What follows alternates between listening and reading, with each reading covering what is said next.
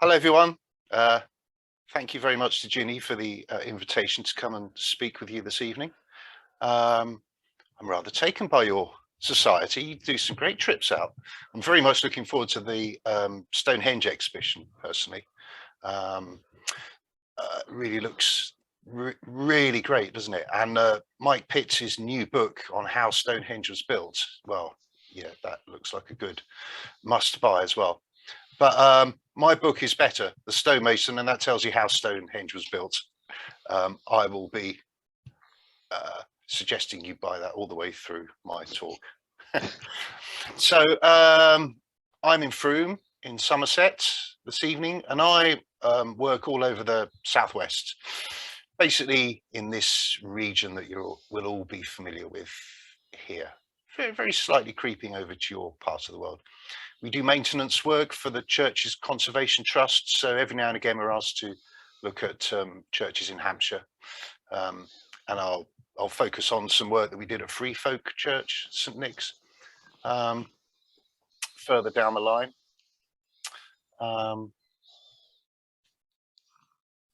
So a little bit of geology just to set things up. So you see this I don't know if you can see the cursor that I'm moving through the country.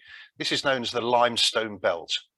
And this is a belt of limestone that runs from the Isle of Portland on the south coast, Dorset, as you all know, and right up through the country to just below Newcastle. And these are Jurassic limestones. They are oolitic limestones and they are freestones generally. So that means they can be worked in any direction. These stones do have bedding planes, and it's important to respect these bedding planes. I'll talk about that later. But the very best stones in Britain come from this limestone belt.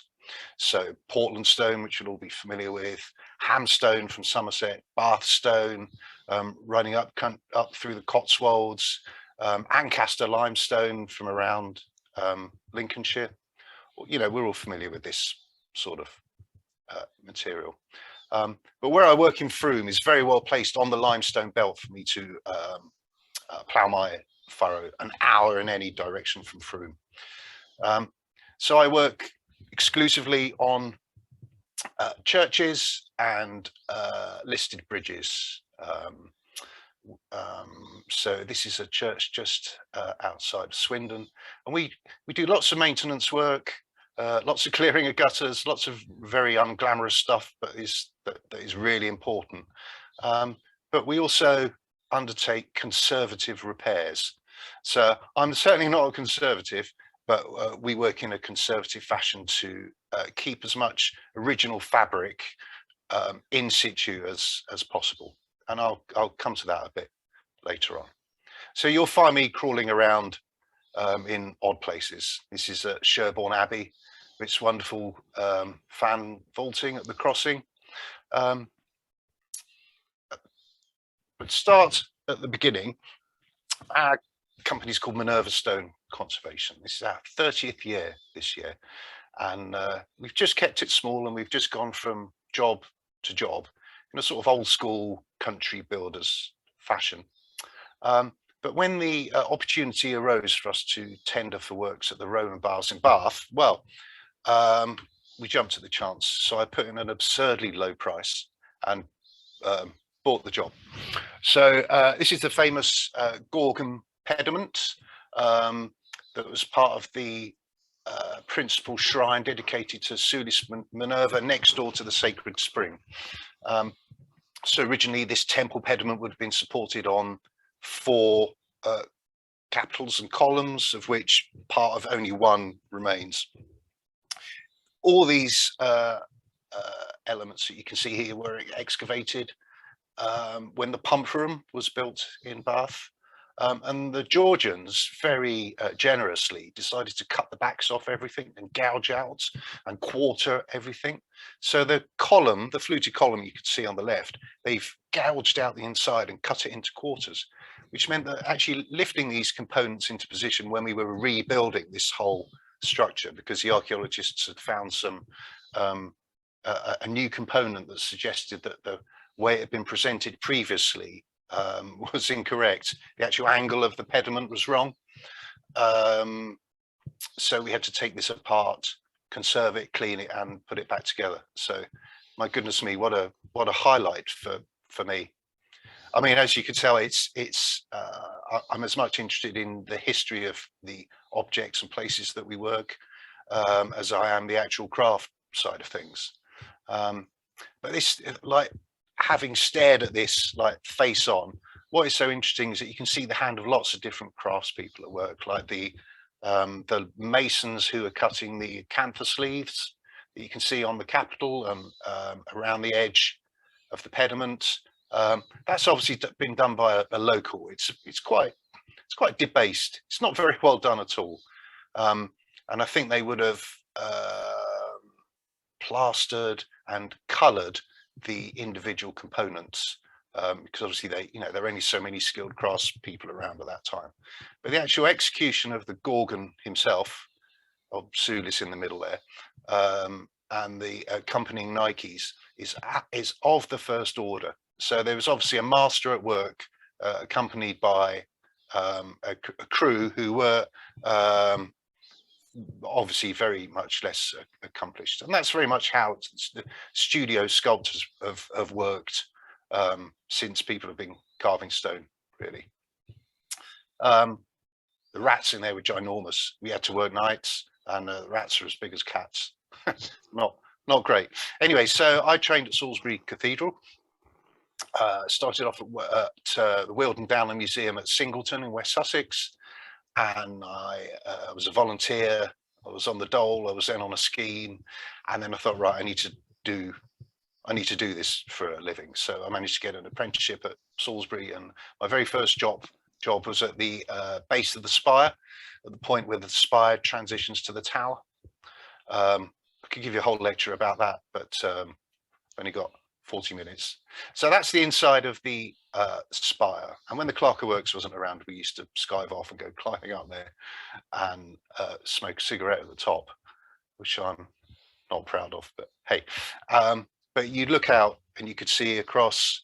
I'm not a believer in ley lines or these sorts of things, but you could see if there had been a ley line, you could see it from the top of the spire. It's absolutely incredible. You could see a direct line of sight between the cathedral, Old Sarum, Stonehenge, and there's a hill fort behind that its name escapes me. Anyway, so this is the original scaffolding inside the spire itself, and I don't know if you can see on my cursor here, but it's not actually fixed. It's completely freestanding. It's not fixed into the spire at all, and that's because the stone is there's differing coefficients of thermal expansion to the oak, and the spire actually moves as well. It just sort of teeters along, and the spire is pretty solid. So if the spire was built into the wooden frame scaffolding was built into the spire stonework, they would just open up the joints and it would come down very, very quickly. So they really knew what they were doing back in the 1400s, 1300s when they built the spire. But I think there's obviously a degree of trial and error because so many spires have come down. Like Malmesbury Abbey had the tallest spire in England at one time. As Lincoln Cathedral followed it after that, and they both come down. So there we are. We had our own lift going up to the base of the spire. And there you can see some of my handiwork. These the crockets, the little round features running up the spire, and the pinnacles are the sort of late motif of the decorated period. My first job was coming down from the very top of the spire in a bosun's chair just to inspect crowns. So it was, it was their way of just seeing if you were up to the job of working at heights, really.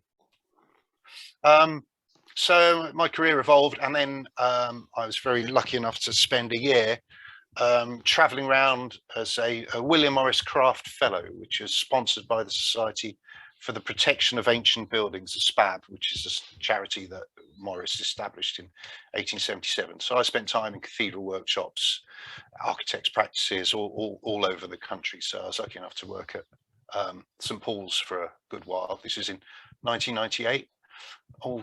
Old-fashioned view of London then. So that view has changed quite a bit ever since.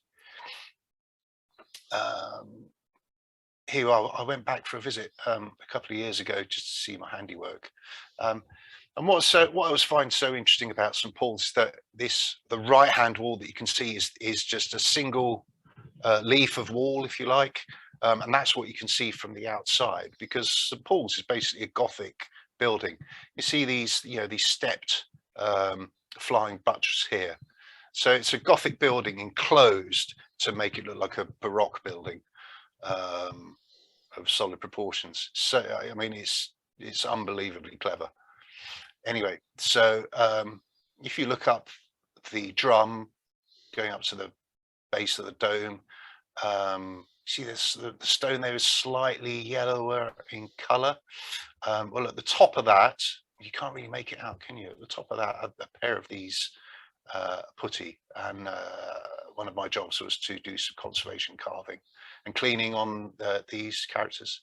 I mean, they're about 6 feet deep from the top of his hair to his chin.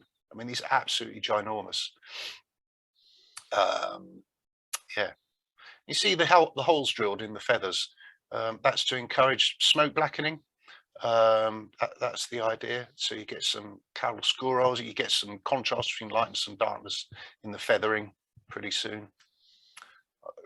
That was told me. I'm not entirely convinced of that, but it's nice to parrot it. Anyway, our life in ruins, my life in ruins. So this is at so I left the cathedral and we set up Minerva, and we've just been working non-stop ever since. So this is Clarendon Palace, just outside of Salisbury, where we're consolidating the ruins there.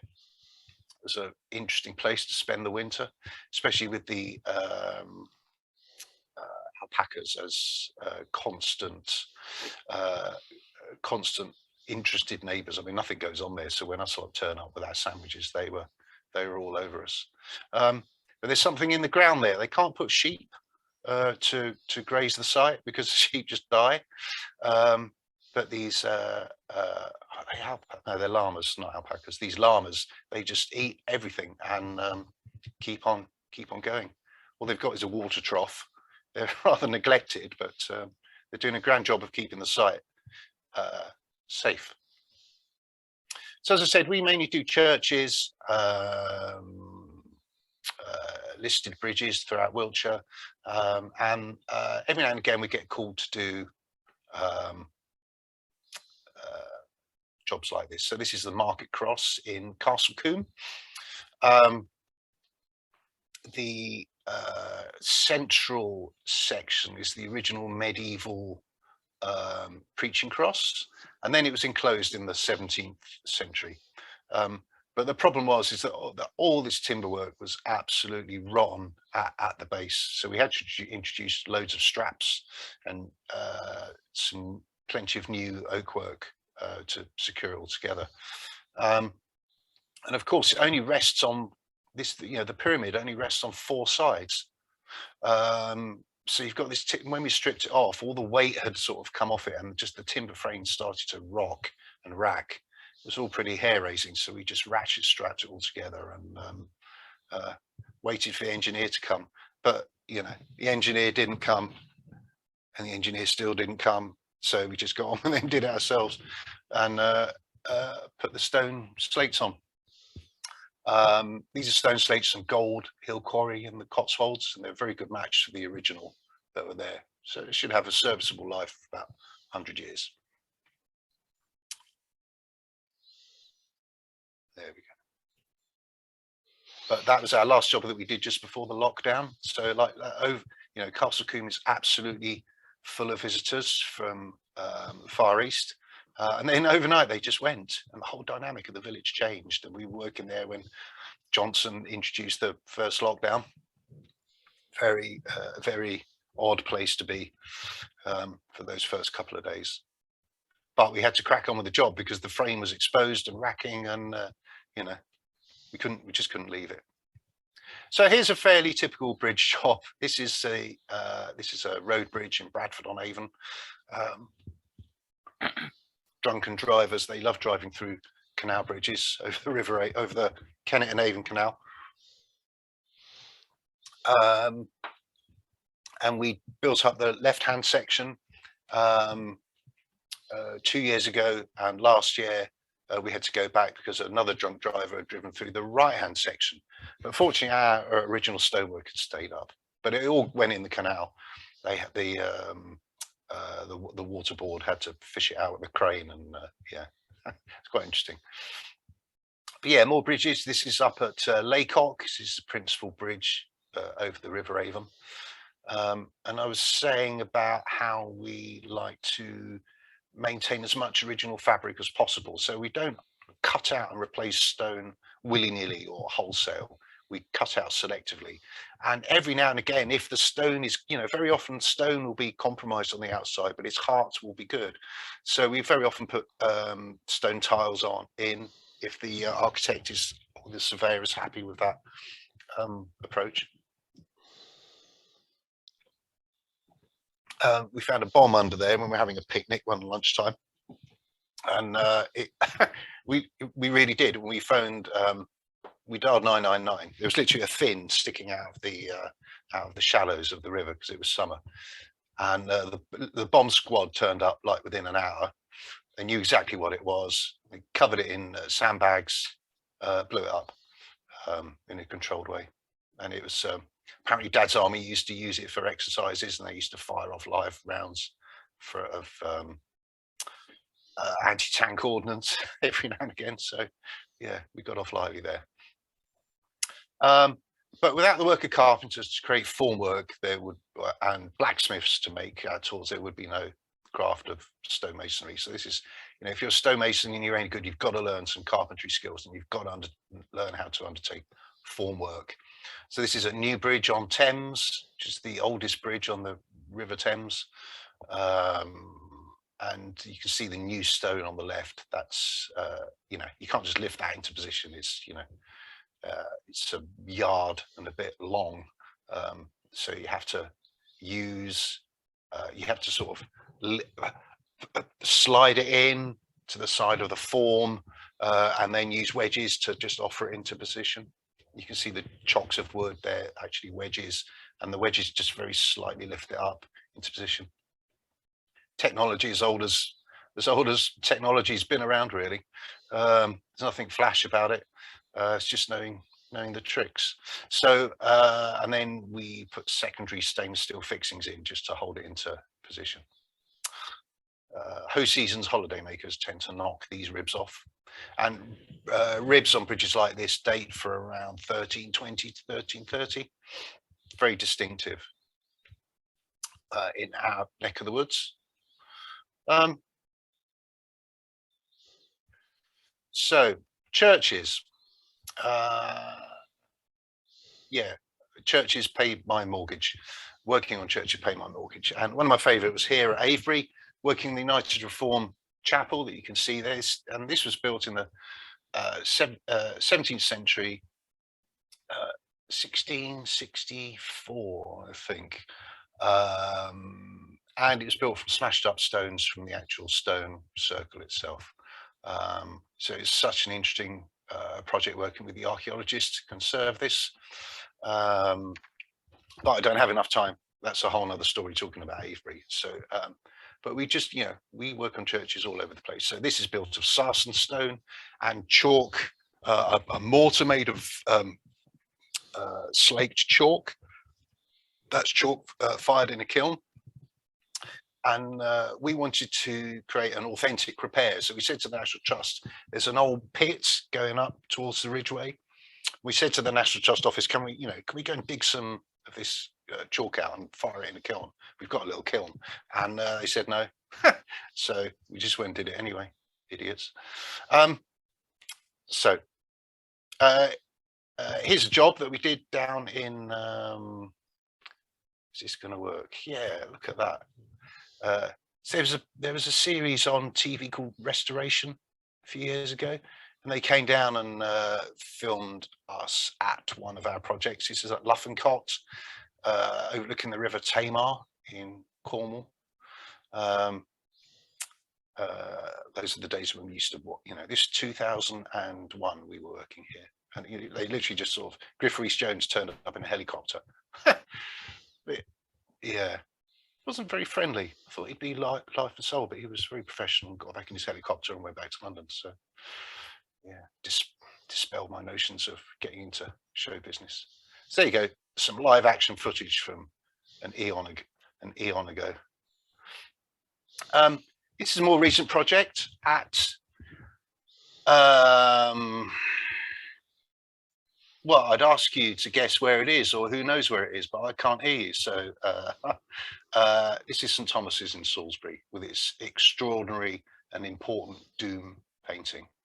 And they've done a really wonderful job there. The doom painting's recently been conserved, and the Victorians got to it in their usual way and daubed it with their own ideas. So you're sort of looking at a Victorian interpretation of what was there before. But it doesn't diminish its emotional power to me, really. But here you can see it's working on these pier shafts, conserving them at the start of 2020. Very nice. I do like working at St Thomas's. Here we are at Freefolk, St Nicholas's. As I say, this is cared for by the really fantastic Churches Conservation Trust, who, if I had any money at all, when I cop it, I would leave them all my money. They do such wonderful work on a shoestring. But we had to paint. I climbed up and painted the bell cut that you can see there at the end off a ladder from the ridge, and yeah, put the new timber frames on. So we're a stonemasonry business, but we are small, so we have to do everything. So we do everything from timber repairs to lime washing and shelter coating. So we lime wash the interior and the outside of that. But very satisfying for us to be working with a different type of material, really, because it's red clay tiles. We don't really see them in my part of the world. Brick and flint, chalk clunch, quite unusual for us. So that's a job that sticks in my memory. Very simple maintenance, but as I say, important nonetheless. Here at the fine Saxon Chapel in Bradford upon Avon, and let's do some maintenance work there. When I pulled out the stonework, I discovered that it's all been built with clay, and that's something that pops up time and again, like when we've been working on the bridges over the River Avon at Bradford. The same there, all the stones are glued together with clay, and even with the bridge over the Kennet and Avon Canal and the abutments. So there's been this sort of tradition of building stone ashlar blocks bedded in clay that's gone on in this part of Wiltshire for, well, from the year 1000 to up to the present day, because we had to knock up new clay to rebed the stones and then repoint them in lime. So softness in materials means equals longevity. If we were to cover that in cement, it would be in trouble. Breathability is all with old buildings. So breathability is all, as I say, so that's important because of vapor transfer through the stonework, and then you don't have salt crystallization, which destroys the stone. But here, we received a call from the architect saying, "Can you come in and help us out on this project? It's been struck by lightning." So we were driving down, Andy, my business partner, and I, thinking, goodness me, struck by lightning. It's high summer, what's going on? And we got there, and it literally had been struck by lightning. No idea where it came from. There was stonework all over the floor. So we spent a week gathering it all up, put the tower scaffolding up on the roof, put together the sections that were left and carve new components. So there's new finial on the top. But it was only like a couple of weeks later I cottoned on that. Of course, this is in the Avon Valley. So this is not the Bristol Avon, this is the Hampshire Avon. And of course, the Royal Artillery's live firing area is is adjacent. I'm just going to leave that there. But it wasn't a lightning strike, that's for sure. Anyway, so recording, photographing, draftsmanship is all vital. So we undertake a lot of conservation repairs to church monuments. And first and foremost, it's important to record everything that we're going to be working on. So this is Easter Sepulchre Monument, 14th century Easter Sepulchre Monument in Southpool in Devon. And we were to take this, the base of this is actually below ground level outside. So we had to take it apart and enclose the rear section in lead and rebuild it. But obviously, I have to undertake a very comprehensive drawn survey. So yeah, Claire, my wife, she drew that by hand, old school. We don't really use computers much for anything, I have to say. So here's a case study.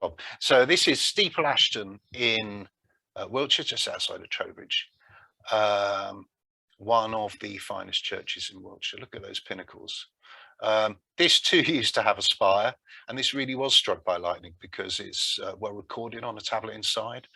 And the two workmen that were charged with rebuilding it, only two workmen to rebuild a spire in a place like that, died when the spire that they almost completed was struck by lightning a second time and came down through the roof.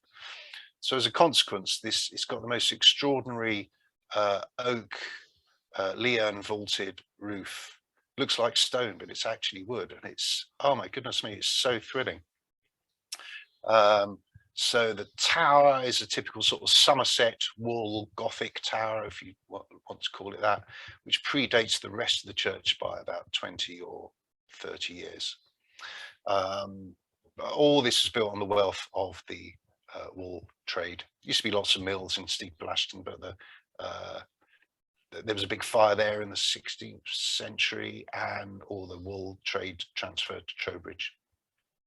We can see the clock on the tower. The villagers had fundraised to redecorate it and regild it. So here's now applying the gold size. I won't go into how we did that, but it absolutely looks fantastic. We used to rabbit skin size to adhere the gold leaf onto.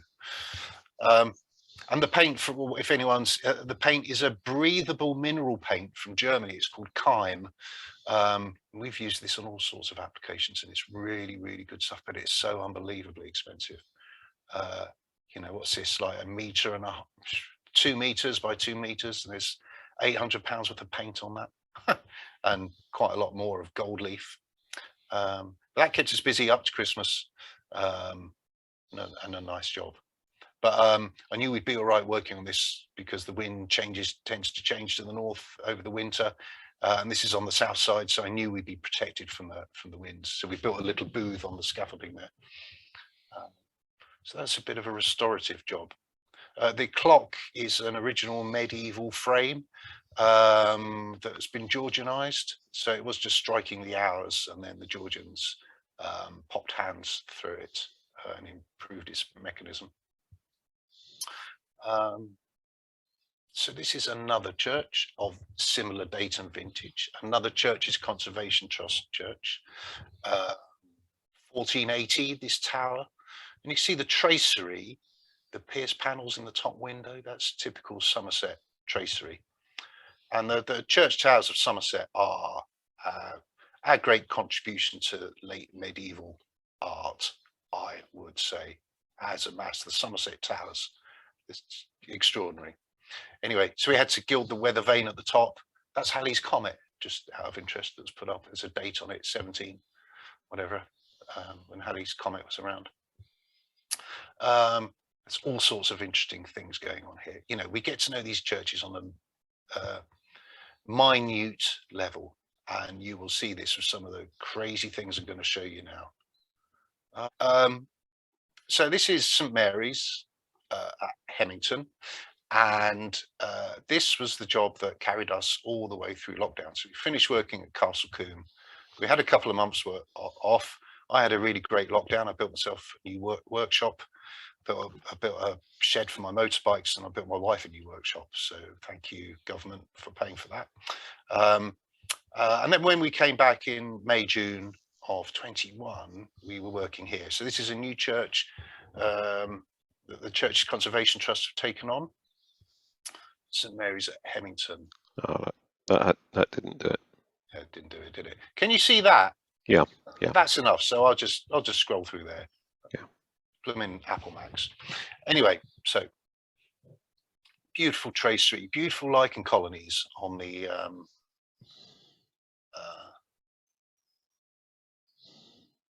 beautiful lichen colonies on the stonework. So we're very careful to keep, you know, it's the bottom of the food chain, and they're very often unique. So we're very careful to keep them in position and work around them. And here's Nell with her newly gilded weather vane. And here is our new roof that we've put on. Now, I'll come to this in a minute. This church is absolutely full of bats. So when we were stripping the roof, all the lead was recast, by the way, at Norman and Underwood's in Leicester, and reused. But that lead has been doing its job since 300 years. Incredible. Andy Jones, our roofing, our leadwork specialist, he's never worked on a roof that old that's so complete, and it's like, you know, half an inch thick. This stuff is incredible. So because it's so old, it's absolutely covered in graffiti, which we carefully cut out and burnt back into position. So we've put some new graffiti there. The Church Conservation Trust 2020. Excuse me. This is underneath the church tower on the upstand there. But here there are also penises. There are penises all over this leadwork. I mean, JM, and this is to scale. But there are penises. There are shears. 18th century shears look a lot like penises, and there are people's names and hands and shoes, just all over the leadwork. So all the we put lots of it back in its original position, and sorry, I'll move on from that one. And lots of it is now on display on a specially built board that we put up in the ringing chamber. So people are very keen to leave their mark on these places, and you just see graffiti all over the place, as you well know, on stonework and such like.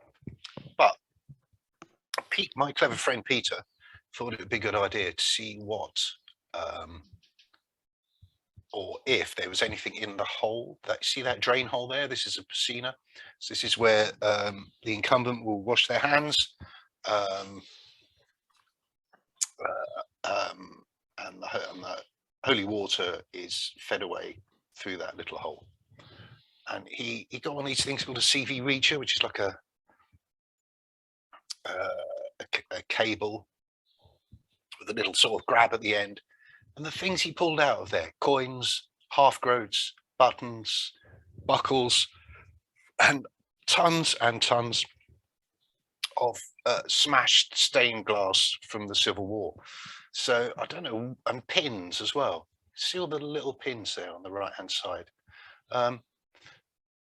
So we started looking in piscinas, all, you know, on every church you're on, and they are absolutely stuffed with stuff. You know, no one's ever bothered to think about looking in them, because why would you? But you always find glass.